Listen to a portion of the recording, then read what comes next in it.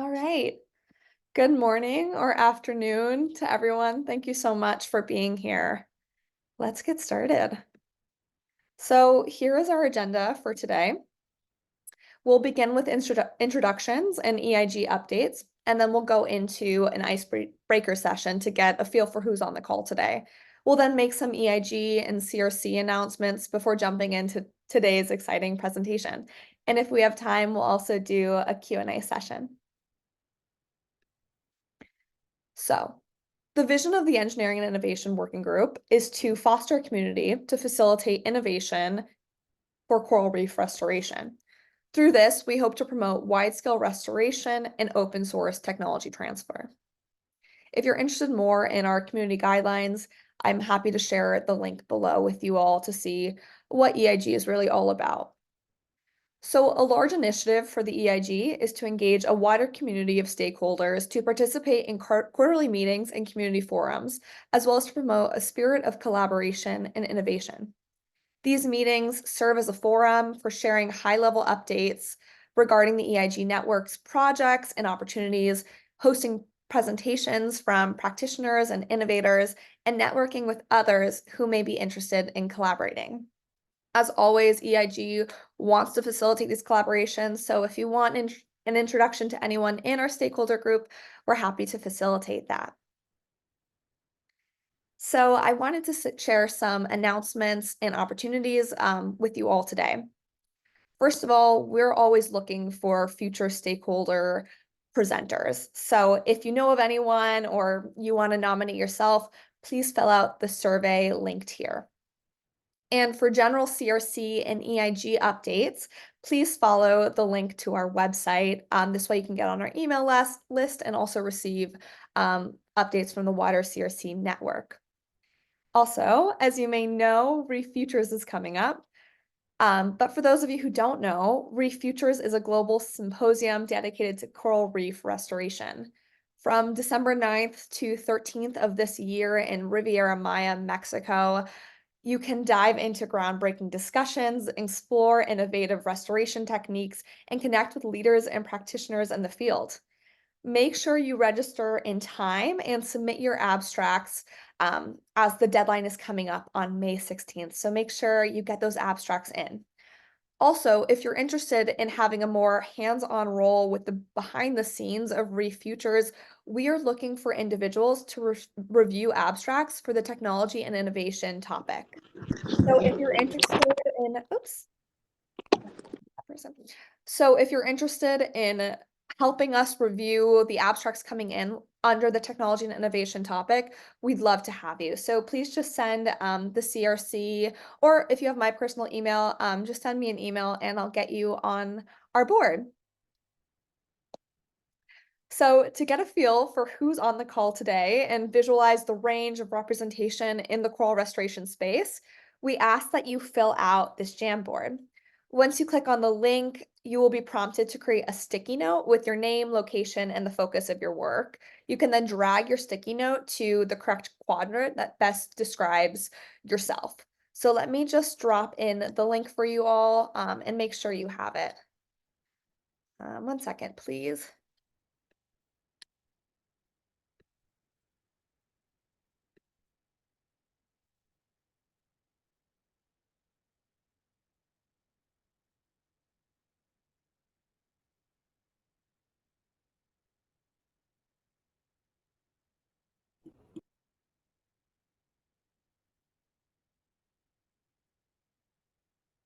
So this should be to everyone. I'll just start off first. My name is Isaiah. I'm from Africa, and I'm still in school basically, but I just want to learn more about this stuff. That's awesome. Thank you so much for being here. There should also be, I just dropped in the chat too. Hopefully all of you guys can see it. It's a Jamboard, so you can also put your sticky note of what your name is, what your topic is, or your title, and where you're based in the world. And so we'd love to see just the geographic representation on today's call. So yeah, that would be incredible. Let me know, give me a thumbs up if you're able to access this Jamboard. Okay, perfect. Matt, I've been looking at you the whole time. Good. I'm glad it's working. Great. Okay, so we've got some people on. And again, if you can't see it, there's a little sticky note icon on the left where you can just create, your name, your title, where you're based out of, and then drag your sticky note to what best represents your quadrant. So if you're a practitioner, a Yo, shut the fuck up. an engineer, or any of the above, or somewhere in between, we'd love to see where you fall into this grid.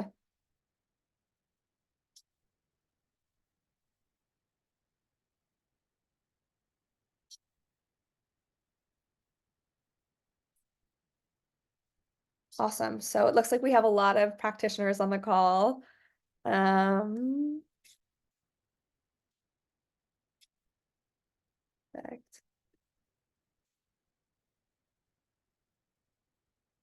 Great. I'm seeing Colleen, Jessica, Francesca, Nastasha, Matt, Michael, Nadav, Daniel, Lise, Jessica, Shona. Amazing. Thank you all so much for being here. And if there's anyone you'd like to be connected to, don't be shy. If I were you, I would direct message them in this chat, or even ask me to share those contacts. So I'm always happy to do that as well. But looks like we have some great representation. We've got Maldives, Caribbean, Saudi Arabia, Israel, New Hampshire, Rotterdam, Cozumel, Caribbean, and the East Coast. Wow.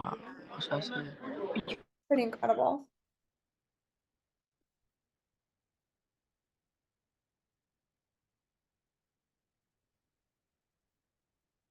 Great. Okay. So I don't want to take too much time on this, but if you haven't finished filling out your Jamboard, feel free to keep doing that. But I do want us to get started, as we're almost 10 minutes into our call, and I've got a lot of exciting presentations.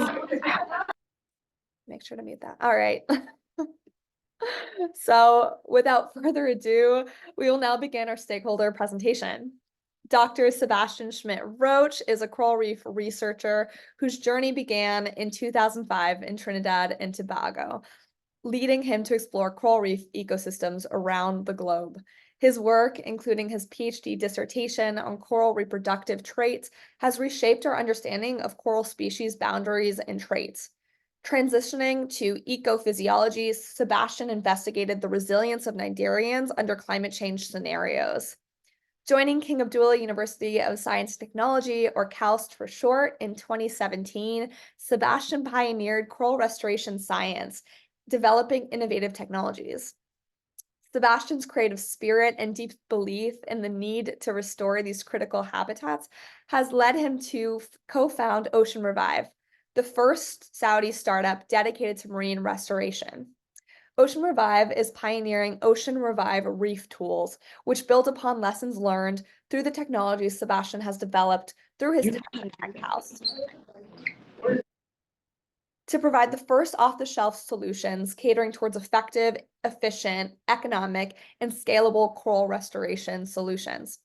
So without further ado, I'll stop sharing and I'll have Sebastian take the stage. Thank you so much. Thank you so much for the introduction, and thank you so much for everybody to join. Let me just, hold on.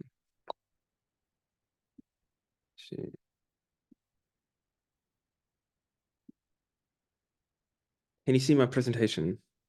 Excellent. So my name is Sebastian Schmidt-Roach. I'm based in Saudi Arabia at KAUST, where I'm a research scientist in Professor Carlos Duarte's lab. And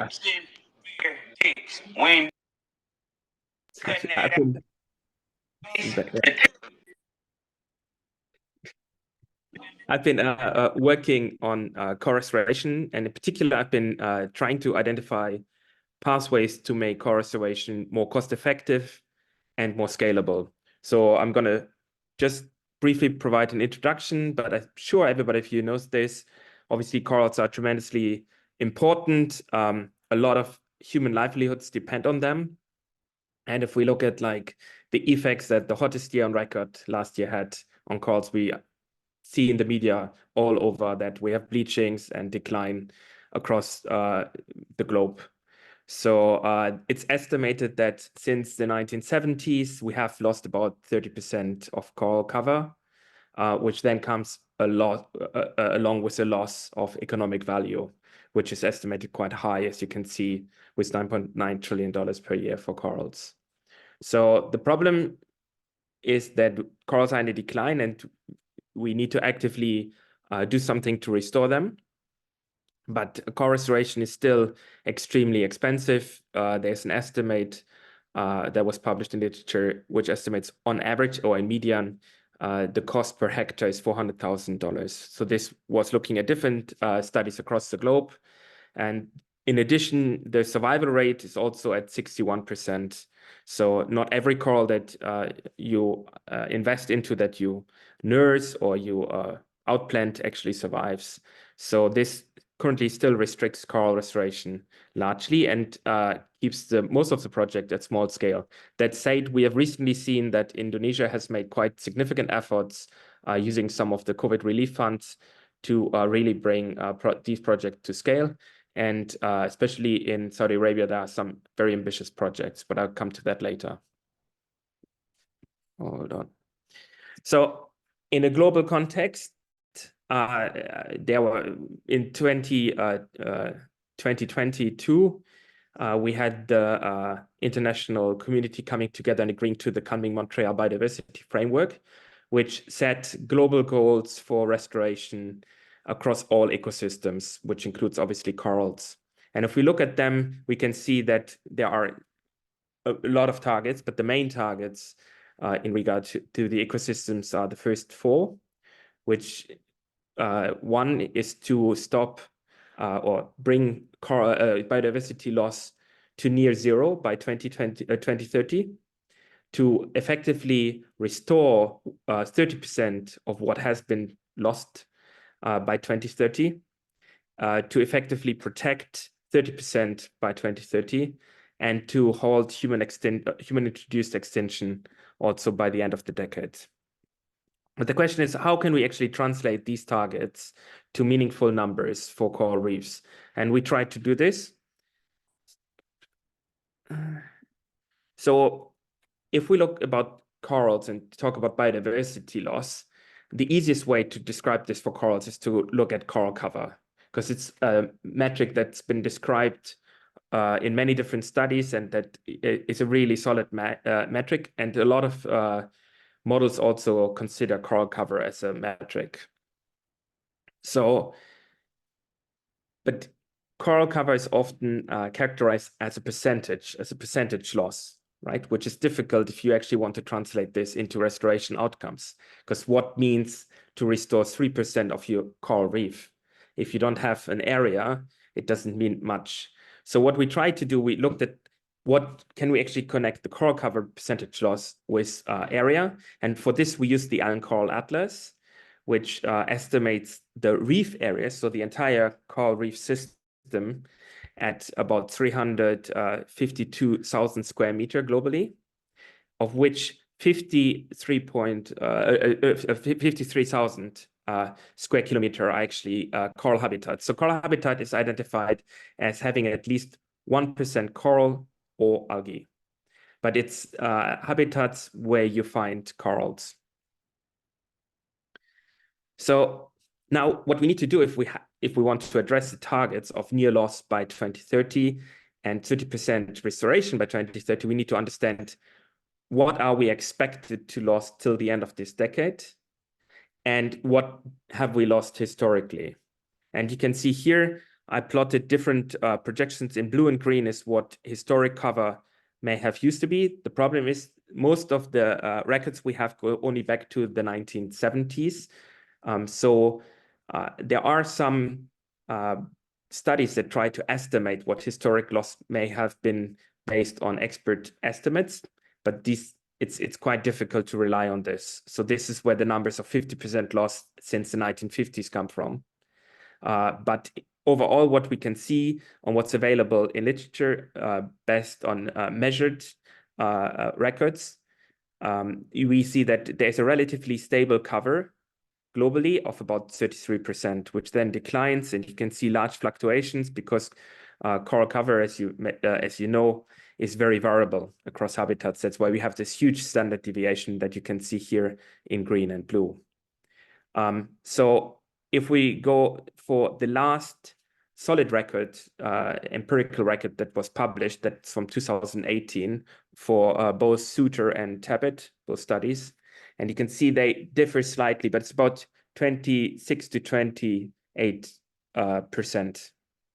So if you take the average of that and we move forward to at the start of the coming Montreal Biodiversity Framework, we can actually see or estimate what the present level could have been when the agreement was published or considered, and what we may have to restore to the end of this decade. So it's much more difficult to do that for the projections, because projections also rely on global coral cover measurements, and they're usually much more long term. So they usually project till the end of this century rather than the end of this decade. But we found that Sully made some projections which would estimate about 553 square kilometers of live coral cover loss under RCP 4.5 and 785 square kilometer loss under RCP 8.5. If we now look at the second target to restore, we would have to restore about 900 square kilometers, or to translate that to a more meaningful number, if we consider that as the characteristic 3-hectare reef, which is the median size for reefs across the globe, we would have to restore about 77 square meter of live coral cover, which is less than half a tennis court. So this then becomes a much more reasonable number if you consider it to your local efforts. So for the other targets, hold on, I just need to move. So target 3 says we have to protect 30% of the coral reefs by 2030, but our estimate, our calculations actually show that we surpassed this value. We're currently at 4.4% or almost 45%. That said, that's what has been considered a marine protected area. It doesn't necessarily mean that there's a high level of active protection. So, you know, it's a bit difficult to define this. If we look at biodiversity loss, then Diesel et al. 2021 published a paper that most of the coral populations are too large to be at risk of global extinction. So what we may see most likely is regional extinctions, or the extinctions of rare species, because they may not have been covered by the study. But overall, I think it's unlikely that we will lose corals or the coral species. It's more like we will lose the functionality of the reefs. So the species may hide in a distant location where they can still survive, but that doesn't mean that the reefs will be functional in regard to fisheries, coastal protection, and tourism. So, but if we now say how many coral colonies, estimate how many coral colonies we may have lost since the 1970s, then that's about 123 billion corals. And to, you know, cost, if we then would just hypothetically say we have to, restore them coral by coral, to achieve 30% by the end of this decade, that would cost us $600 billion, which is 3 times the total global budget of the coming Montreal Biodiversity Framework allocated for all ecosystems across the globe, not just for corals. So we have to ask ourselves, is coral restoration impractical? And we say only if we negate advances from research and development. And that's why I'm so happy to present in this forum, because this is exactly the minds that we need to drive the field forward.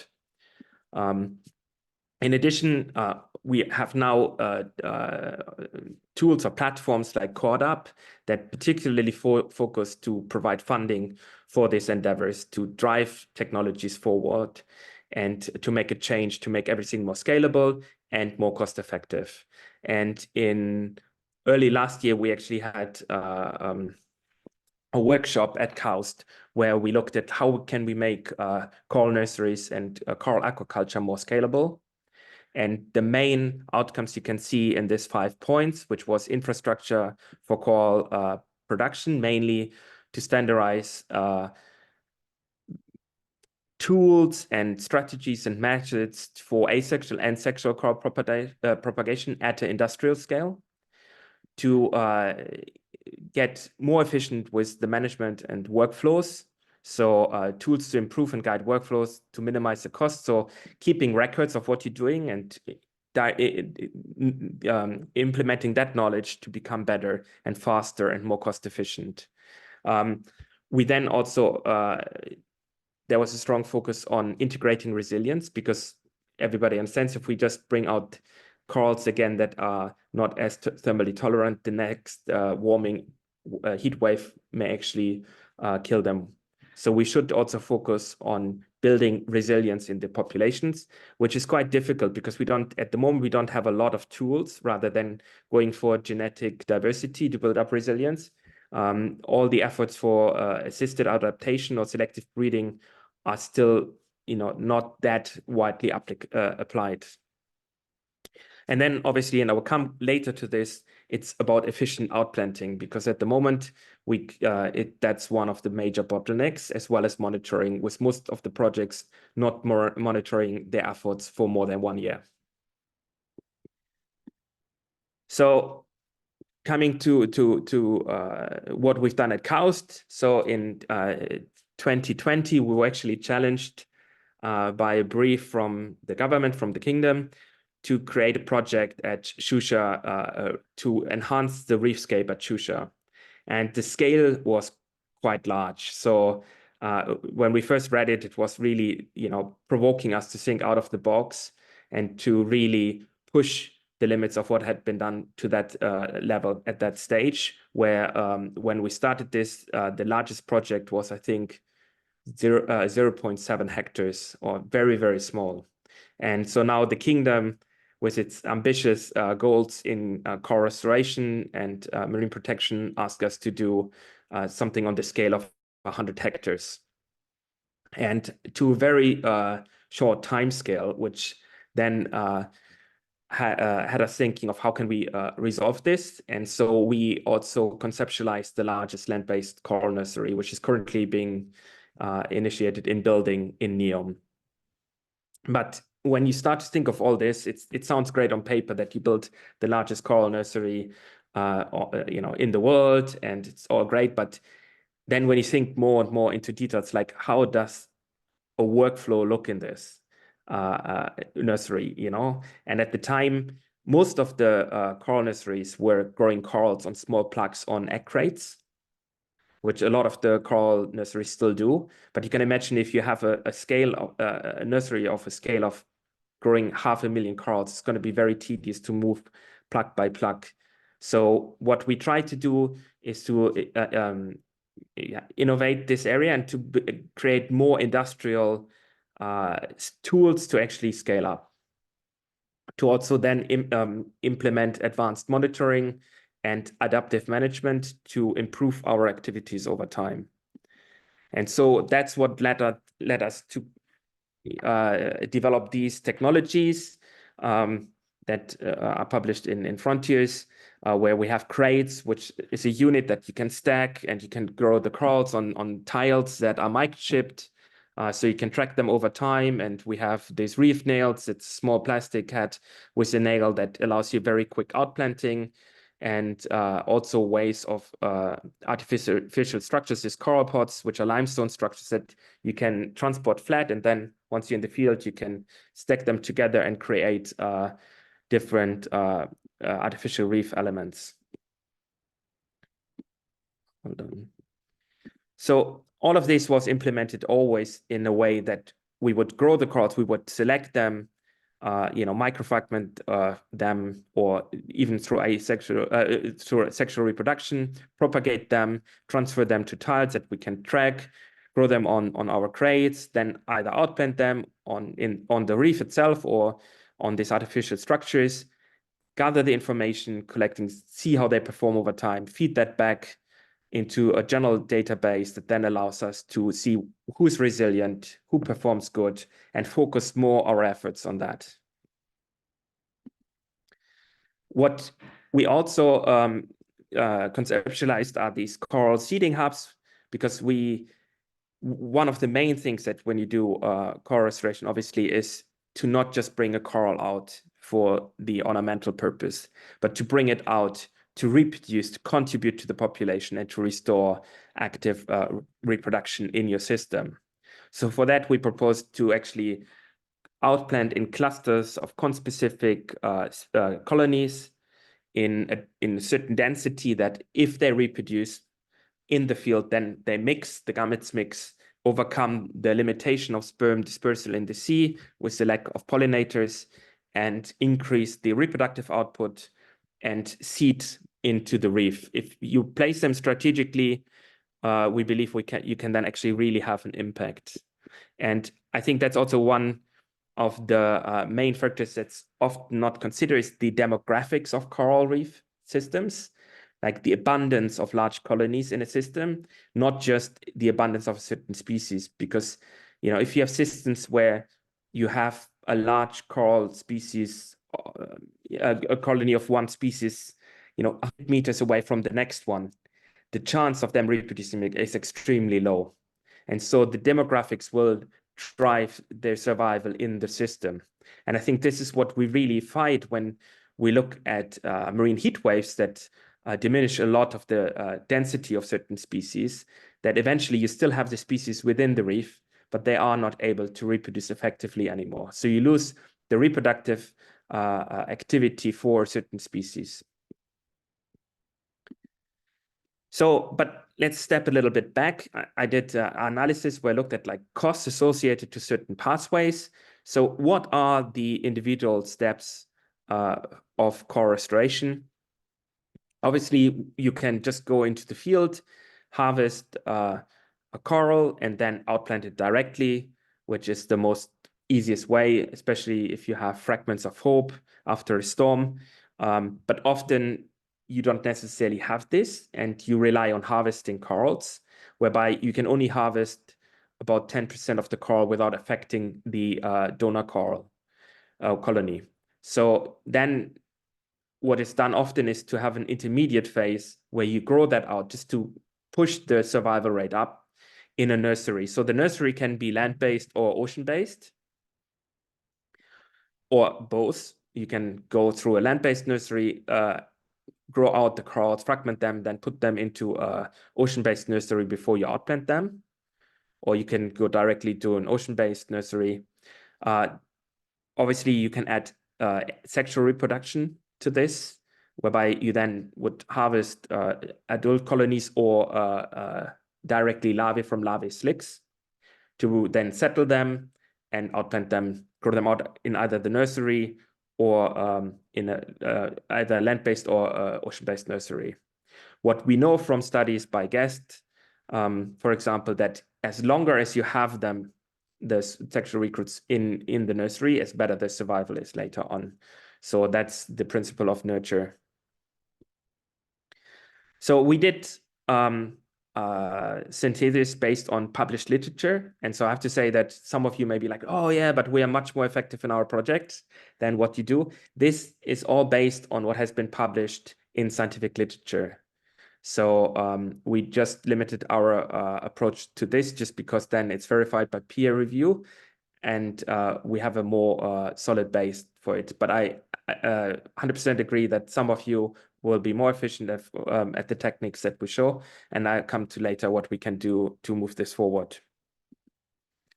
So we made a lot of assumptions, and we highlight a lot of limitations to our approach, but it's really to delimitate the cost efficiencies and the effectiveness of these pathways, and to cross compare them to each other.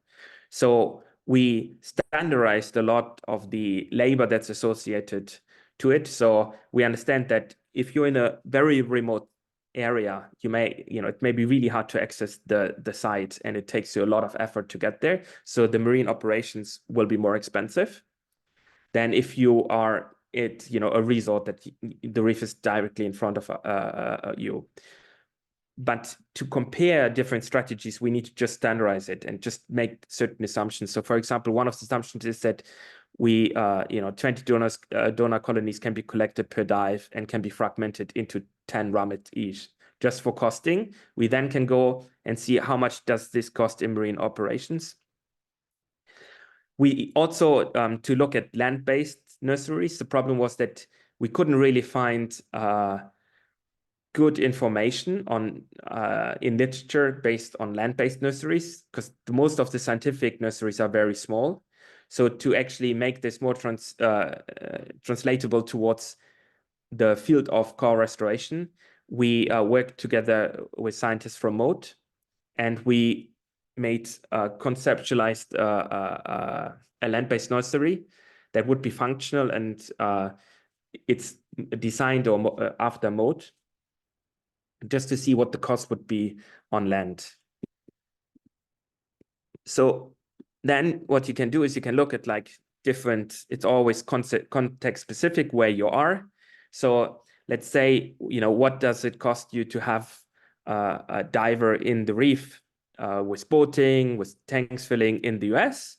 So based on this, and this is done on publicly available costings, on average, it's about $70. So if you compare that to Kenya, which is $6, you can see there's a huge difference, and there may be also a huge difference in the pathways that you would consider in the US versus Kenya. So if we look at the land-based facility, you can see the same thing. Now here we did we costed per annum.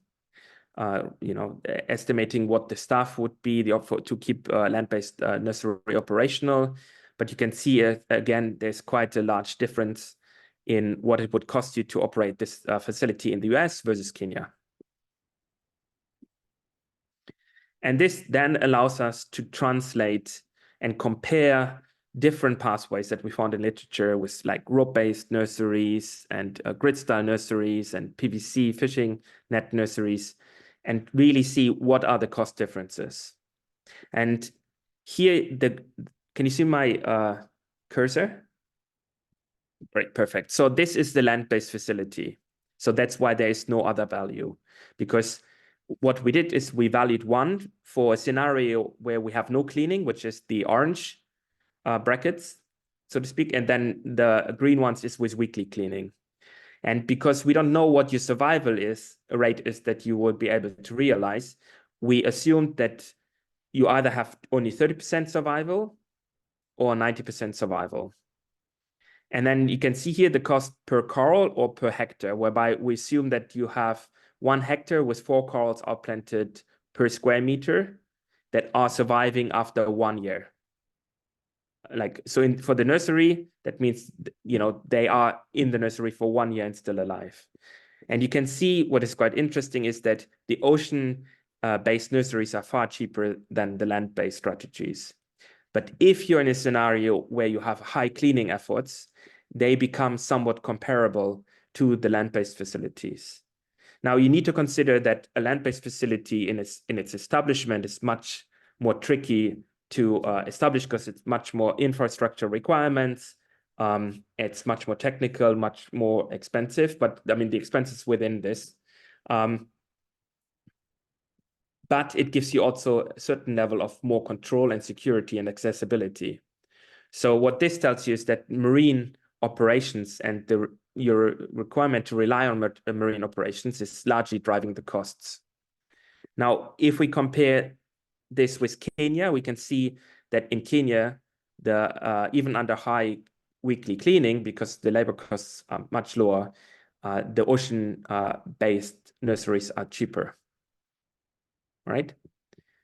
So now we looked at outplanting costs, and you can see here all the different studies that reported outplanting costs, whereby we looked at like how much time again they invested, what the material costs are, and you can see here one in orange if they rely on asexual reproduction, fragmentation, and the triangles in green are if they rely on sexual reproduction, meaning recruitment. So the first thing you can see is that obviously the recruitment studies have far lower survival rates than the studies that rely on asexual reproduction, which is expected, right? But to a point that, you know, the TED reports that Chamberlain et al. Published in 2017, they're much cheaper in their approach, but the survival rates that you're able to realize based on what's reported make them more expensive than the coral clips, right? And you can see also that the nail-based methods, as you can see also in the picture here from our own technologies, are much faster and you know, quicker and cheaper than most of the other technologies, especially if you work with epoxy or with cement. And I mean, most of you would have experienced it. If you have two-component epoxy till you have it kneaded, and like it takes time, right? But it's quite interesting that, you know, if you look at this, which is, hold on, you know, if you look, some of these publications are relatively young, so they're not super old. And you can see that they're much more expensive. They're using approaches that are much more expensive compared to others. So I think what we should do is we should really start to compare the different approaches that we apply and to check them for cost efficiencies. So coming back to this hypothetical diagram with different costs, we can then see where there are bottlenecks, you know, how much a certain section in this in the workflows costs you, and how we can drive down the costs and how we can make it more scalable and more efficient. And again, this is all context specific. There's no one solution fits all solution. This will be, you know, with a lot of consideration what applies to your project, what you can do. Nail-based outplanting technologies only work if you have hard substrate to receive the nails. And if you have loose substrates, you may have to use a different pathways. But I think it's worth to really see and consider what's out there and what is the most cost-efficient pathway for you. Because I think this is the way how we can already now reduce a lot of the costs. Now, we discussed a lot also during the workshop and with the CODAP workshop, what is the future using robotics, right? And I mean, it sounds cool, you know, the rise of the machines in car restoration. But if we actually look at like when would we be able to apply these technologies, then in the US, so this is based on the furniture industry with the delay considered to when technologies maybe become available for car restoration. And you can see that very soon, because the labor costs in the US are very expensive, it already is soon very cheaper to go for more automatic solutions and robotic solutions. But if you look at countries like Kenya, where the technology, first of all, you know, is more expensive because usually you have an extra cost to get it there. But, you know, because of the wages, the labor costs are so low that we see that these technologies may have an impact by the mid to the end of the next decade. So now going back to the Kunming-Montreal biodiversity framework and the goals that we're supposed to achieve by the end of this decade, that obviously wouldn't make much impact. So again, I don't say that we shouldn't consider robotic or automatic solutions, but I think we should ask ourselves where would they be applicable and where would they make an impact. And I would argue that a lot of times, especially now with the current state of the technology, you have a bigger impact if you involve local stakeholders, especially in the low-income countries, and you involve the communities to drive the efforts, because that creates awareness and stakeholdership about their resources, but also it creates employment, which may be an important factor in this context. So with this, I'm coming towards the end of my study, of my talk. So where is the future? So we just founded a startup called Ocean Revive in Saudi Arabia, which will be the first startup focused on marine restoration in the kingdom. And so based on what we learned from the past and from what I learned developing the technologies at KAUST, we're really keen to drive this forward and to enter the space to make projects more efficient and effective. So what we aim to offer is a specialist technical consultancy support for marine restoration, and also what I think is in urgent need, off-the-shelf products to help core restoration practitioners to avoid them having to go to Bunnings or a Home Depot or wherever you get your tools, to really give you a tool that helps you to be more efficient. And we want to offer training to maximize the success and also to monitor your outcomes. But what we strongly believe in is that all of this needs to be come along with educational and training efforts to really raise awareness, which I think is tremendously important with everything we do. So yeah, this is the tools and the consultancies. We've been involved in planning the Shusha project and conceptualizing it. We kind of the architects behind this enormous project, and so that was actually a lot of information that we gained and a lot of out of different thinking that we applied in this, and that taught us quite a lot on how to structure projects more efficient and how to make them more scalable. But with all of this, we also need to always consider that we should build more resilience into our efforts, because otherwise we likely have the fate that the corals that we outplant will experience the same loss during the next heat wave. So unfortunately, last year we had already a quite tremendous bleaching in the Red Sea, especially in the central region. The north is still relatively okay, but the south and the central region were hit quite hard, especially in the shallow areas. And we're now already on track to hit another bleaching this year. So it becomes more and more important to really consider strategies of adaptive assisted adaptation and also adaptive management to understand what you're doing good, and what you should avoid doing. And then also to train people more in sexual reproduction, because obviously it's very important to increase genetic diversity, which strongly correlates with resilience. And with this, I would like to, oh yeah, the education slide I forgot. Yeah, education is important.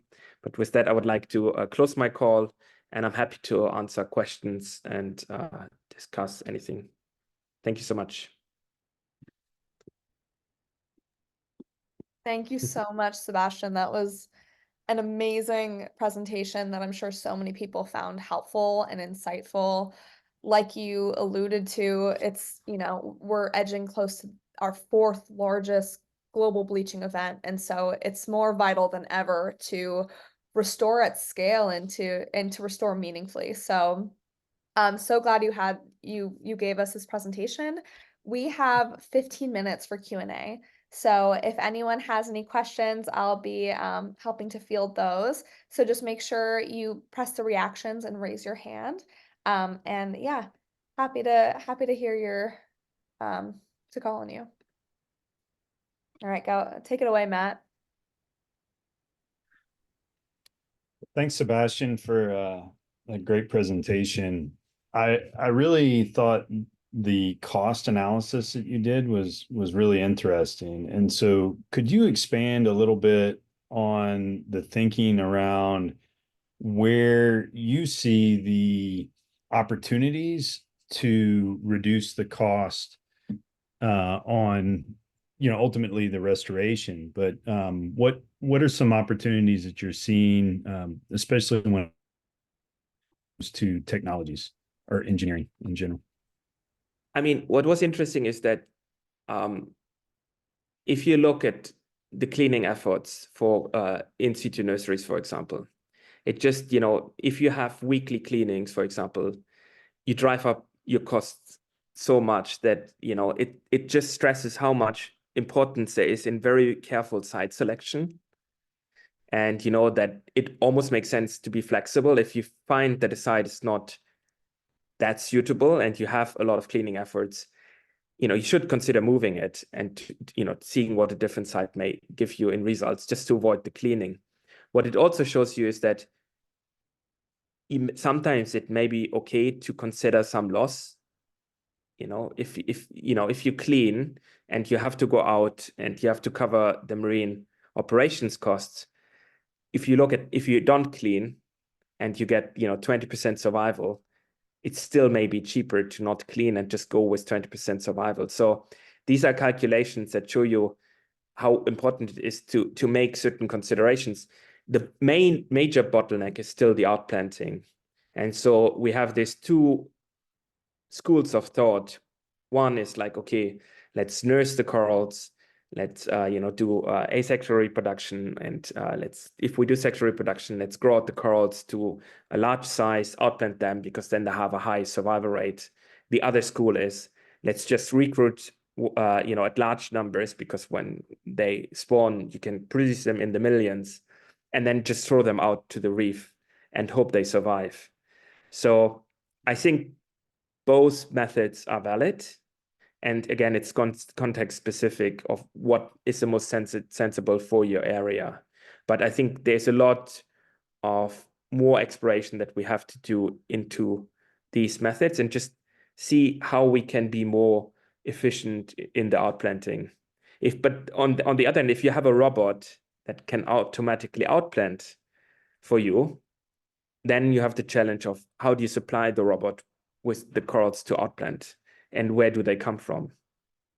So, it then becomes, again, a question of how efficient is your nursery and how do you facilitate the supply chain? Because eventually we may have a robot that can outplant, I don't know, consistently for 24 hours, even if it's just 20 corals per hour, right? It'd still be a good number, beating any human who is limited to certain dive hours. But then the question is, where do you take the corals to feed the robot to do the outplanting for you? What I think is important is that we all report on the time that we invest into certain strategies, into certain techniques, so we can cross-compare. And so I think, a great thing would be, and, the CRC group may actually want to do this, is to, create online database where people just put in, what their time is, what their method is, where they did it, what were the conditions. And so it becomes a resource of people that then go in, okay, I now look what are currently the most efficient methods. And then I think it will also provide a basis for new ideas on how to improve them. And, if you think for it as a little bit of a competitive challenge, who's the best and most efficient, it may actually trigger also some advances in that regime just due to competition. That's a great point. Also, just in regard to that database too, I know CRC has been working on this platform called Coral Tech, where eventually it'll become live, where you can post your technologies, and it'd be great to have a feature where you can say, this is how effective this technology is, and yeah, and then just iterate from there and use it as a collaborative space. Yeah. Sebastian, I actually have a question too, if no one else has one. I'm curious, for Ocean Revive, who you envision your clients being. Is it going to be universities and academia, government, private homeowners on the coast? Like, who do you see selling this technology to? So it's actually interesting because obviously when you make a startup, you do a market analysis, and so it's become if you look at the coral restoration field, it becomes much more governmentally driven. A lot of the projects are now initiated by governments, which is great because there's obviously a lot more funding behind it.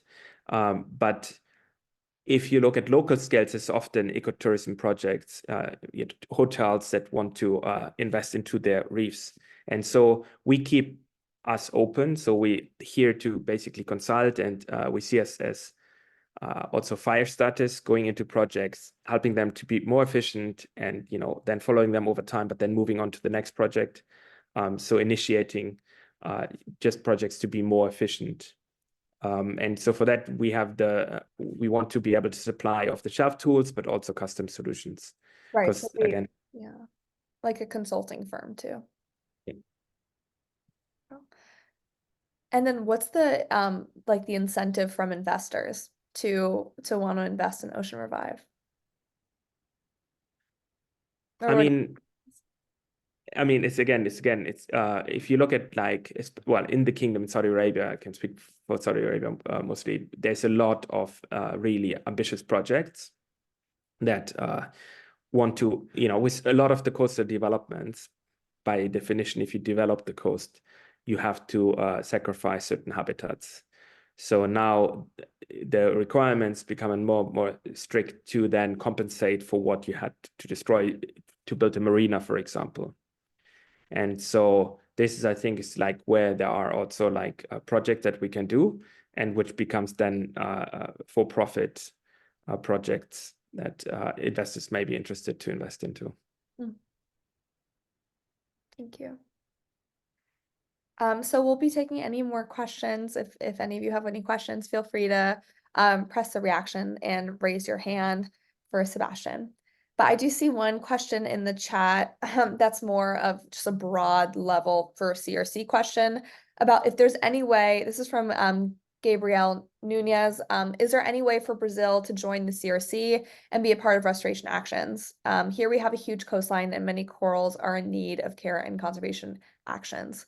So the short answer is yes, but currently CRC is undergoing a sort of restructuring and just like their organizational chart, but eventually there will be these regional groups again. So ideally there would be representation from South America. So the best thing I could say right now would be to send an email to just like the broader CRC. I believe it's like info@crc.com. So you might need to check that. But yeah, long story short, yes, there's opportunities for Brazil to join the CRC.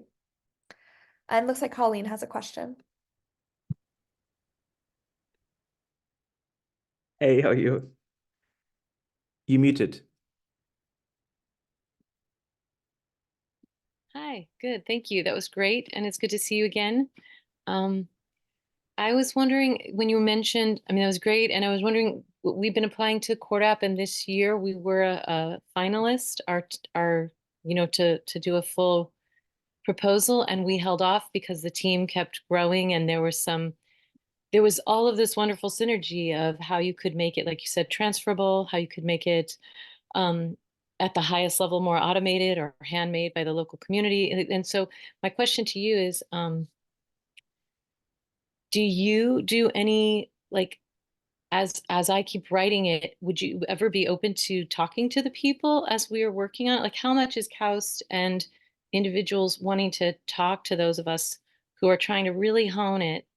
Or is that something, I was just wondering, because we've talked before and I didn't know if that was allowed or possible. No. I think I have to say KAUST is obviously a university, Right. which is doing research and communicates the research, which is what I did under the KAUST umbrella today. Just showing like what our findings is. For universities, obviously, that you can give, like, usually the role that you play is you give advice maybe, but it's not that you consult a project necessarily, because you would focus at certain research questions and answer those questions within a project. And I think that's where obviously the CRC is very helpful to make this rounds where people can discuss different options, but then in the end it comes down to consultancies or non-profits to actually drive projects more forward. But I think what's very important, and which I think is great that the CRC enables, is a platform for knowledge exchange and knowledge transfer, like having these seminars is tremendously important because it can inform people, it can make connections between people, networking opportunity. And so, yeah. And that's why it's also, I would strongly encourage everyone to go to Mexico in December because, you know, I went to the last ReFutures and it was really nice. And I met Matt there for the first time and we still, you know, regularly exchange. So it's a unique networking opportunity. Well, thank you. And I want to say thank you to you, Brooke, too, because I've always wanted to, like, if I think of how to grow the concept, it would be through these innovation are my favorite choral webinars because I feel like I can relate to it because it's the hand making part, it's that really engineering part, and that I think your community could really, it would be a way to seed it so beautifully. And I just have been wanting to thank you and Miles for this over the years. It's really been Thank you great. so much, Colleen. I see you on every single I stakeholder know. meeting. So It's 7 a.m. here and I am a total night owl. Oh. I'm like, I'm gonna get my 5 hours into. Oh, I'm so grateful you're thank you. here. I noticed Thank the you. support and yeah, it doesn't go unnoticed and unappreciated. So thank you so much. And we're glad we're making a difference. You know, I think you know, EIG is all volunteer run. And so we're just really trying to like foster this community of, like Sebastian said, of just like knowledge transfer so we can talk about these ideas, these bottlenecks, these innovations, and hopefully make a difference. You know, I think it's so important, especially in, you know, just the world we're living in today, is just to maintain hope and unity and to work on these tools together. So thank you. And it was good to see your nails. I kind of wanted to know, last, Sebastian, is there any way to, do you have ever small packets of your nails that you're working, that you have to for us to test them out, or are they still, how are Yeah, you no. moving? Yeah, no. We distributed the last time, even at the ReFutures. So we're hoping now that we soon are in production, and then we will like send out like trial, like testing kits, and you know, have people just really apply them. So that's what we're working towards. Where are they deployed now? I mean, we have them at the moment here in the Reef, in our, you know, site at KAUST, where we test. Yeah. Thank you. But we still like, I mean, we're still even working on that to see how can we make this more efficient and more effective. So I think soon there's going to be a next iteration, you know, improving what we had before. And so I think this is also tremendously important, is to, you know, like really work and see what works best and not to hold on to one solution too much, to really be open to see, you know, and I mean, that's again why this is really important, because I think we can exchange here ideas, and that's why it's important to visit different projects around the world and to make this networking to see what works. So yeah. Incredible. So we're 1 minute to the top of the hour. I want to thank you again so much, Sebastian, for this amazing talk. It's great to see you too. You know, the qual community is a pretty small one. So yeah, I'm really grateful for your talk. And like I mentioned in the chat too, this is being recorded. So we will post this on the CRC EIG website at some point. And I mean, Sebastian, I don't know if you're comfortable also sharing the PDF PowerPoint, but also happy to disperse that too if that's something that you want. So yeah, thank you again. And lastly, I just want to put in just one last plug for the CRC and ReFutures. So just remember to register. The conference is December 9th to the 13th. Abstracts are due by May 16th. And also, we're looking for people to join our board for the technology and innovation topic to review abstracts coming in. So we'd love any help with that. So just send me a personal email or the crc.eig email. We'd really appreciate that. And also at ReFutures, we're also hoping to host a technology and innovation showcase. We did this at the last ReFutures, so we'd love to have Ocean Revive there, and any other representation. So yeah, let's keep talking. But again, thank you all so much for being here, and yeah, keep fighting the good fight. Thank you so much for inviting me. It was a pleasure. Yeah, thank you so much. Okay. Thank you. All right, bye everyone. Thank you.